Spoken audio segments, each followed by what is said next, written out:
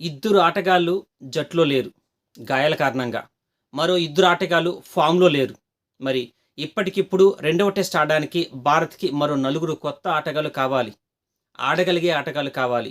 జట్టును గెలిపించగలిగే ఆటగాళ్ళు కావాలి. మరి అలాంటి నలుగురు ఆటగాళ్ళు ఇప్పుడు భారత్ దగ్గర సిద్ధంగా ఉన్నారా? అన్నదే ఇవాల్టి డిస్కషన్.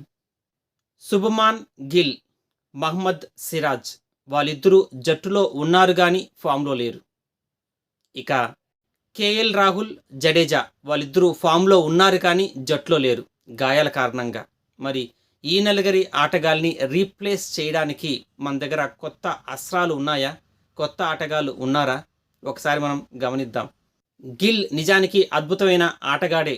గత 3 ఏళ్లుగా అంతర్జాతీయ క్రికెట్‌లో ట్రావెల్ అవుతున్నాడు.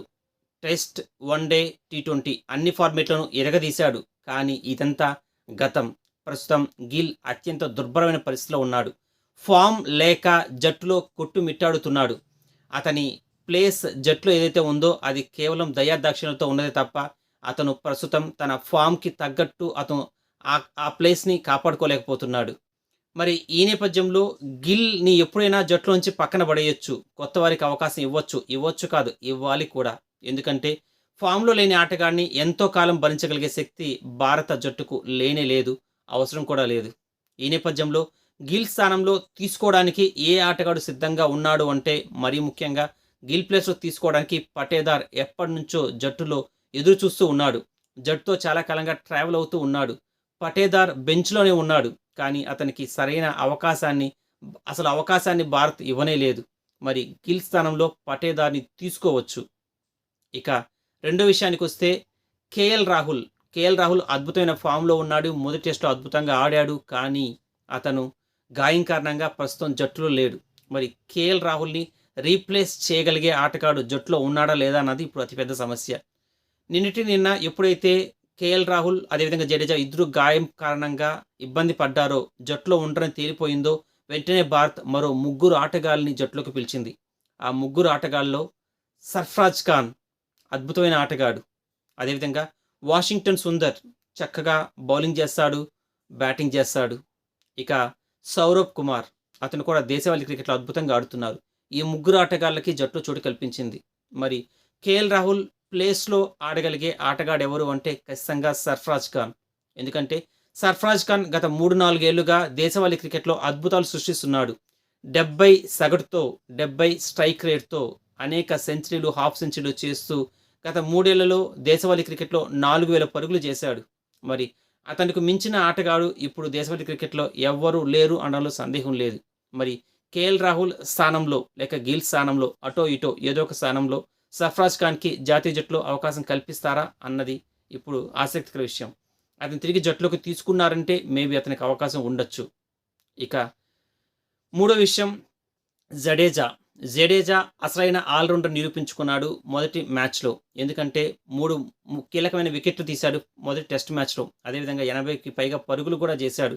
త్రుటిలో సెంచరీ మిస్ చేసుకున్నాడు. అద్భుతమైన ఆల్‌రౌండర్ అంటూ యావత్ ప్రపంచం అతన్ని కీర్తించింది. కానీ దురదృష్టవశాత్తు అతను మ్యాచ్‌లో గాయాల బారిన పడ్డాడు. మరి అతని స్థానంలో తీసుకోవడం గల ఆటగాడు ఎవరు అంటే కుల్దీప్ యాదవ్ మేబీ తీసుకోవచ్చు. వాషింగ్టన్ సుందర్‌ని మేబీ తీసుకోవచ్చు. ఇక జడేజా నిజమైన ఆల్‌రౌండర్. మరి ఆ స్థాయిలో కాకపోయినా వాషింగ్టన్ సుందర్ కూడా ఆల్‌రౌండరే. మరి జడేజా స్థానంలో ఆల్‌రౌండర్ కోటాలో వాషింగ్టన్ సుందర్‌ని తీసుకుంటారా?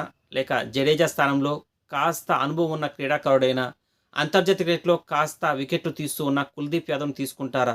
అతను కేవలం స్పిన్నర్ మాత్రమే అన్నది కూడా ఆసక్తికరమైన విషయం. ఇక మహ్మద్ సిరాజ్. నిజానికి మహ్మద్ సిరాజ్ మంచి ఆటగాడే. మన హైదరాబాదీ ప్లేయర్ కూడా. కానీ అతను మొదటి టెస్ట్ మ్యాచ్‌లో ఎంత మాత్రం ప్రభావం చూపలేకపోయాడు. ఇంకా చెప్పాలంటే అతనికి అవకాశం ఇవ్వలేదు మేనేజ్మెంట్. అతని చేత కేవలం మొదటి ఇన్నింగ్స్‌లో 7 ఓవర్లు, రెండవ ఇన్నింగ్స్‌లో 4 ఓవర్లు మాత్రం వేయించింది. మొత్తంగా అతను వేసింది 11 ఓవర్లే. ఒక్క వికెట్ కూడా తీయలేకపోయాడు. మరి అనవసరంగానే సిరాజ్ జట్టులో పెట్టుకున్నారని సిరాజ్ ప్లేస్‌లో మరో స్పిన్నర్‌కి కానీ, లేక మరో బ్యాట్స్‌మన్‌కి కానీ అవకాశం ఇచ్చుంటే బాగుండేదని ఊరికే కూర్చోబెట్టుకోవడానికి, ఊరికే ఫీల్డింగ్ చేయడానికి సిరాజ్ అవసరమా అని అనేక మంది క్రికెటర్లు, అనేక మంది భారతీయులు అడిగారు. ఈ నేపథ్యంలో సిరాజ్ ఏ విధంగా అయితే మొదటి టెస్ట్ మ్యాచ్‌లో ఊరికే ఖాళీగా ఉన్నాడో, తిరిగి మళ్ళీ రెండో టెస్ట్ మ్యాచ్‌లో కూడా అలాంటి పరిస్థితి అతనికి ఎదురవుతుంది. ఎందుకంటే మొదటి టెస్ట్ మ్యాచ్‌లో పిచ్ ఏ విధంగా ఉందో సేమ్ అదే విధంగా వైజాగ్ పిచ్ కూడా రెండవ టెస్ట్ మ్యాచ్‌లో కూడా ఉండబోతోంది. మరి మొదటి టెస్ట్ మ్యాచ్‌లో ఒక ఫాస్ట్ బౌలర్ చాలు అనుకుంటే మరి రెండవ టెస్ట్ మ్యాచ్ కూడా ఒక ఫాస్ట్ బౌలర్ సరిపోతుంది. ఈ నేపథ్యంలో సిరాజ్‌ని పక్కన పెడతారా? సిరాజ్‌ని పక్కన పెట్టి వాషింగ్టన్ సుందర్‌కి గాని, లేక కుల్దీప్ యాదవ్‌కి గాని జట్టులో చోటు కల్పిస్తారా అన్నది చూడాలి. ఇక ఇప్పటికిప్పుడు జట్టులో లేని ఆటగాళ్ళు అంటే ఫస్ట్ టెస్ట్ మ్యాచ్‌లో ఉండి రెండవ టెస్ట్ మ్యాచ్‌లో లేని ఆటగాళ్ళు, ఉండకూడని ఆటగాళ్ళు, ఉండాల్సిన అవసరం లేని ఆటగాళ్ళు ఎవరంటే గిల్ ఫామ్‌లో లేడు. కేఎల్ రాహుల్ గాయం కారణం, జడేజా గాయం కారణం, సిరాజ్ ఫామ్‌లో లేడు. ఇక ఈ నలుగురి ప్లేస్‌లో ఎవరిని తీసుకోవచ్చు అంటే మేబీ గిల్‌ని జట్టులో ఉండేటట్టు చేయవచ్చేమో. ఎందుకంటే మన మన జట్టులో ఇప్పుడు అనుభవం ఆటగాళ్ళు పెద్దగా లేరు. ఎందుకంటే కోహ్లీ జట్టులో ఎలాగూ లేడు. కేఎల్ రాహుల్ లేడు. ఇక శ్రేయస్ అయ్యర్ పెద్దగా అనుభవం లేదు. అతను ఫామ్‌లో కూడా లేడు. ఇక యశస్వి జైస్వాల్ చాలా కొత్తవాడు. ఇక రోహిత్ శర్మ మాత్రమే అత్యంత అనుభవం కలిగిన ఆటగాడు. ఇక రోహిత్ శర్మ తర్వాత మనం చూసుకుంటూ వస్తే ఎవరికీ అనుభవం లేదు. అందరూ కొత్త వాళ్ళే. కేవలం స్పిన్నర్ అశ్విన్ మాత్రమే కాస్త అనుభవం కలిగిన ఆటగాడు.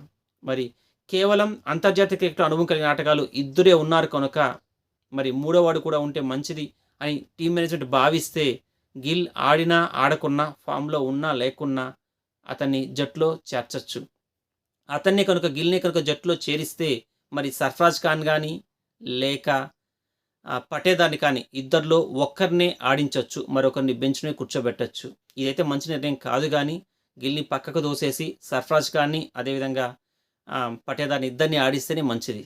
ఇక కేఎల్ రాహుల్ స్థానంలో మనం అనుకున్నట్టే సర్ఫరాజ్ ఖాన్ గానీ, లేక పటేదార్ కానీ అంటే గిల్, కేఎల్ రాహుల్ ఇద్దరిని పక్కన పెడితే వీళ్ళిద్దరిని తీసుకుంటారు. మరి గిల్‌ని జట్టులో కొనసాగిస్తే వాళ్ళిద్దరిలో ఒకరినే తీసుకుంటారు. ఇది పక్కా. ఇక జడేజా విషయానికొస్తే జడేజా ఆల్‌రౌండర్. మరి జడేజా ప్లేస్‌లో ఎవరిని తీసుకుంటారు? జడేజా ప్లేస్‌లో వాషింగ్టన్ సుందర్‌ని తీసుకుంటారా? లేక కుల్దీప్‌ని తీసుకుంటారా? కుల్దీప్‌ని తీసుకోవడానికి ఎక్కువ ఛాన్స్ ఉంది. కానీ ఒకవేళ ఆల్‌రౌండరే కావాలనుకుంటే బ్యాటింగ్‌లో మరింత డెప్త్‌గా ఉండాలనుకుంటే వాషింగ్టన్ సుందర్‌ని తీసుకోవచ్చు. ఒకవేళ ఇద్దరిని కూడా తీసుకోవచ్చు. ఇద్దరిని తీసుకోవాలంటే సిరాజ్‌ని పక్కన పెట్టొచ్చు. సిరాజ్‌ని పక్కన పెడితే జడేజా స్థానంలో ఒకరిని, సిరాజ్ స్థానంలో ఒకరిని, కుల్దీప్‌ని అదేవిధంగా వాషింగ్టన్ సుందర్‌ని ఇద్దరిని తీసుకోవచ్చు.